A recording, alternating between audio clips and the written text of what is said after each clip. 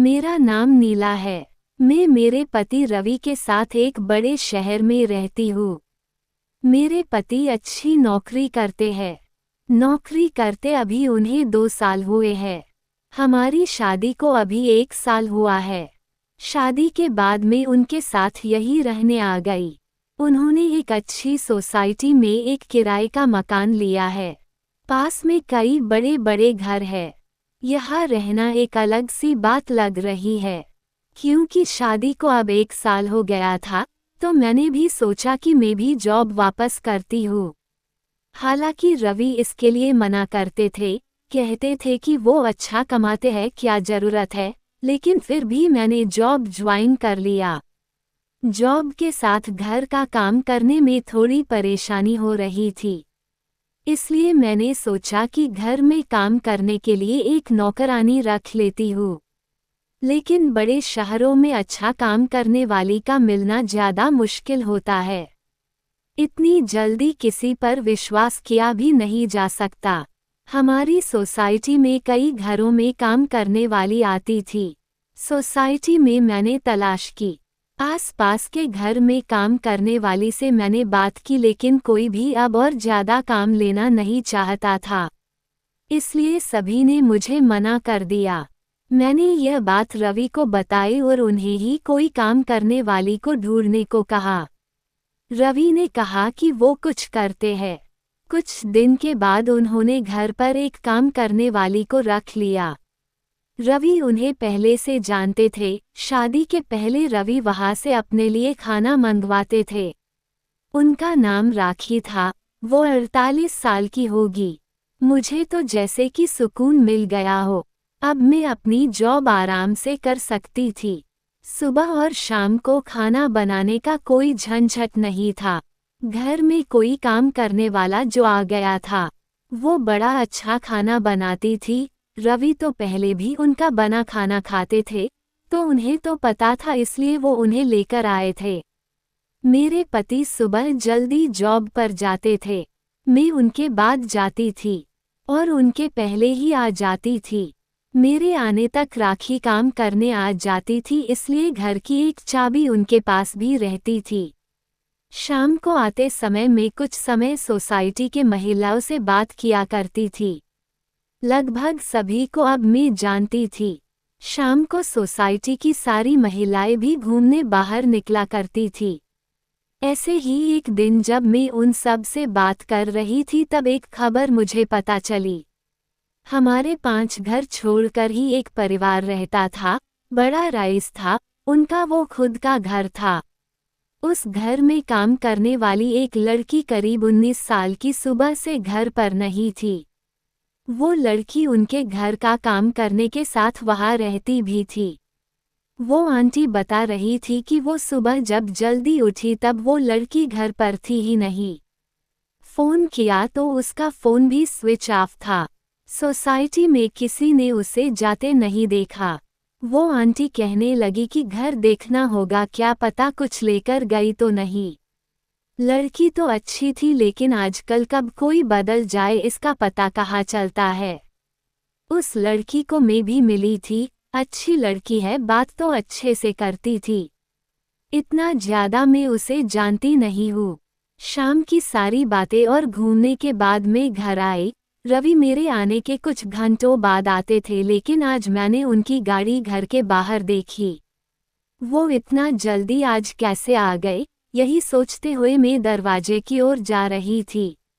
दरवाजा मैंने अपनी चाबी से खोला, लेकिन वो नहीं खुला क्योंकि उसे अंदर से बंद किया था।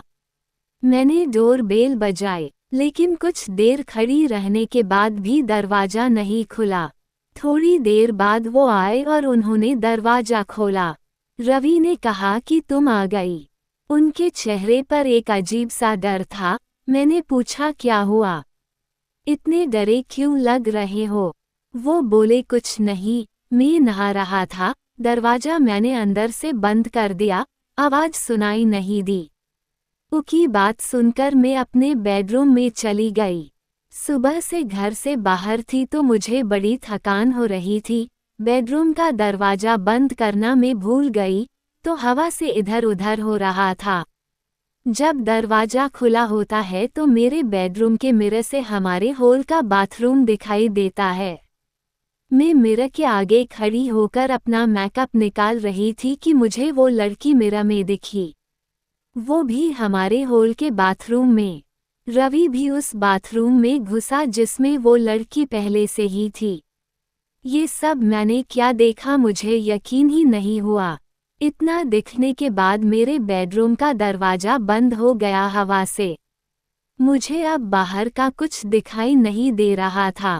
मैं अपना सर पकड़कर अपने बिस्तर पर बैठ गई। मैं सोच रही थी बाहर जाकर देखूं और जो भी मैंने देखा वो सब गलत हो।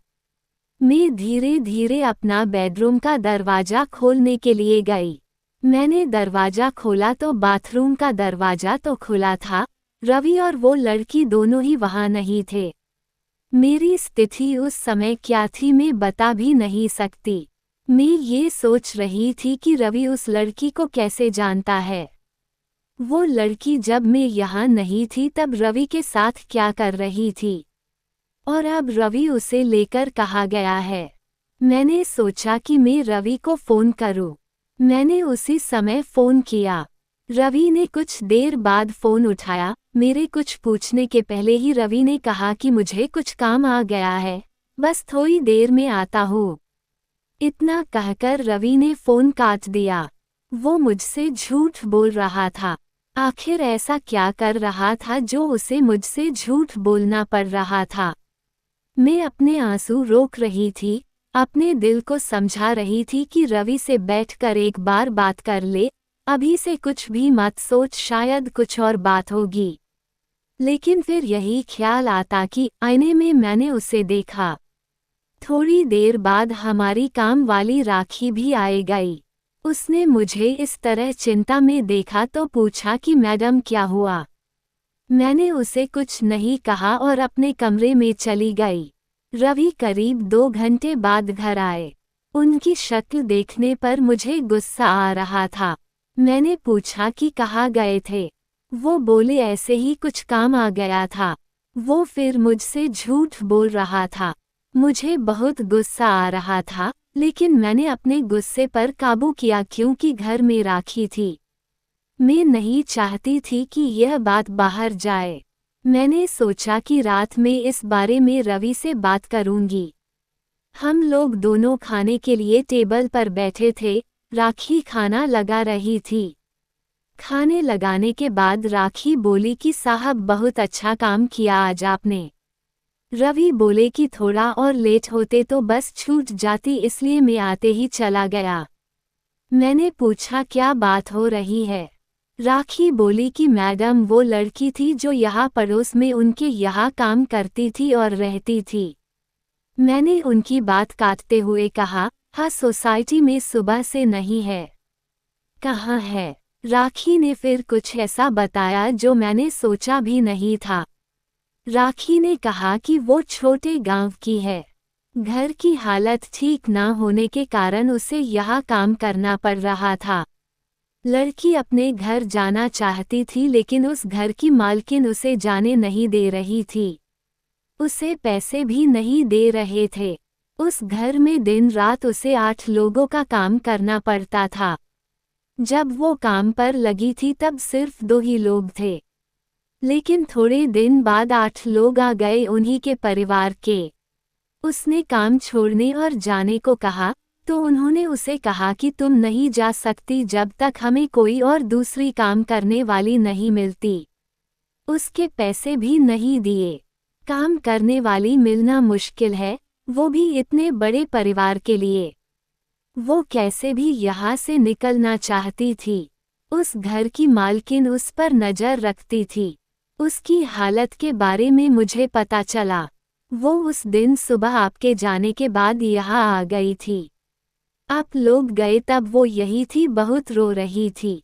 मैंने साहब को सारी बात बताई। अभी आपसे ज़्यादा मैं साहब को जानती हूँ, इसलिए मैंने आपको नहीं उन्हें बताया। उसकी मदद करने को कहा, इसलिए साहब उसे उसकी घर की बस में बैठाकर अभी आए। रवि ने कहा कि इसलिए मैं ऑफिस से जल्दी आया। जब मैं आया तो वो बाथरूम में छिपी थी, डरी हुई थी।